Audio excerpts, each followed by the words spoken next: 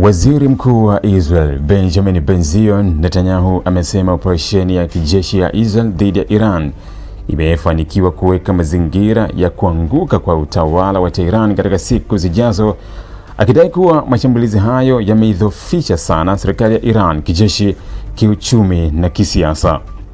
Akizungumza katika mkutano wa JNS International Policy Summit mjini Jerusalem, Netanyahu alisema lengo la vita tangu mwanzo halikuwa tu kuzuia tishio la kijeshi kutoka Iran, bali pia kuchochea hali ambayo inaweza kufungua njia ya mabadiliko ya utawala ndani ya taifa hilo.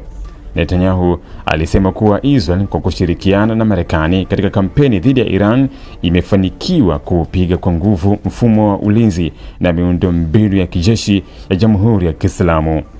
Kwa mujibu wa maelezo yake, Israel ilikata kichwa cha uongozi wa kile alichokiita utawala wa kigaidi, iliharibu sekta ya makombora ya Iran, ilidhoofisha jeshi la wanamaji, ilipiga jeshi la anga na kulenga pia viwanda vya kijeshi pamoja na miundombinu mingine muhimu ya usafirishaji kama madaraja. Kauli hiyo inaonyesha jinsi Israel inavyotaka kuonesha kuwa operesheni hiyo haikuwa ya muda mfupi, bali sehemu ya mkakati mpana wa kuifanya Iran ishindwe kurejesha uwezo wake wa zamani kwa haraka. Katika hotuba yake, Netanyahu alidai kuwa madhara ya mashambulizi hayo kwa uchumi wa vikosi vya walinzi wa mapinduzi ya Kiislamu IRGC ni makubwa mno, akisema hasara hizo zinahesabika kwa mamia ya mabilioni ya dola. Kwa mtazamo wake, uharibifu huo wa kiuchumi na kijeshi unaweza kuiacha Iran katika hali udhaifu wa muda mrefu na hata kufikia hatua ya kushindwa kabisa kujijenga upya.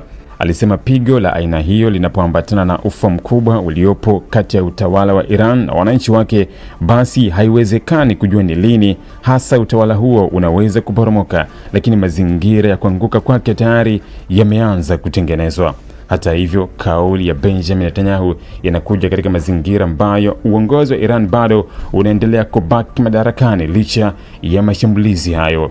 Tangu kuanza kwa vita hivyo hakukuwa na dalili kubwa za wazi za wananchi wa Iran kuanzisha harakati mpya ya moja kwa moja ya kupindua utawala huo. Hali hiyo imechangiwa pia na historia ya ukandamizaji mkali wa Iran dhidi ya maandamano ya ndani, ambapo maelfu ya watu waliuawa ama kukamatwa katika misako ya usalama kufuatia maandamano mwanzoni mwa Januari.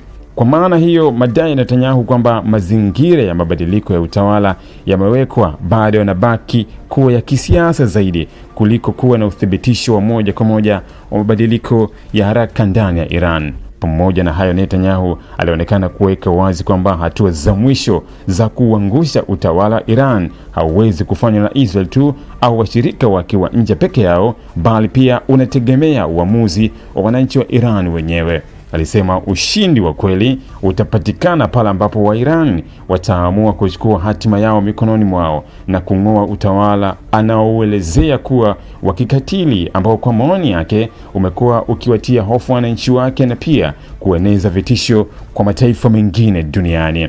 Kauli hii inalenga kuonyesha kuwa Israel inajiona si tu kama mshambuliaji wa kijeshi dhidi ya Iran, bali pia kama shinikizo ambalo linataka kuhamasisha mabadiliko ya kisiasa ndani ya taifa hili.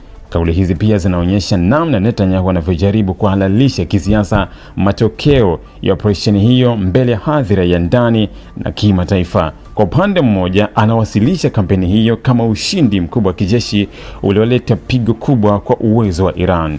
Kwa upande mwingine, anaitumia hoja kama hiyo kuonyesha kuwa mkakati wa Israel dhidi ya Iran haukuwa tu wa kuzuia silaha au mashambulizi ya moja kwa moja, bali kuisukuma Iran kwenye mgogoro wa ndani unaoweza baadaye kuzaa mabadiliko ya kisiasa. Hii ni lugha ambayo kwa muda mrefu imekuwa ikitumika na viongozi wa Israel kuelezea Iran kama kitovu cha tishio la kikanda na hivyo kuhalalisha hatua kali za kijeshi dhidi yake. Kwa ujumla, ujumbe wa Netanyahu ni kwamba Israel inaamini imefanikiwa kulipiga pigo kubwa taifa la Iran kiasi cha kuathiri uwezo wake wa kijeshi, uchumi na taasisi zake za usalama na uthabiti wa kisiasa wa utawala wake. Hata hivyo, kama kauli zake zinavyodhihirisha, hatua ya mwisho ya kuanguka kwa serikali ya Iran bado haijafikiwa na bado inategemea sana mwenendo wa siasa za ndani za Iran pamoja na uamuzi wa wananchi wake. Hivyo, licha ya Netanyahu kuwasilisha operesheni hiyo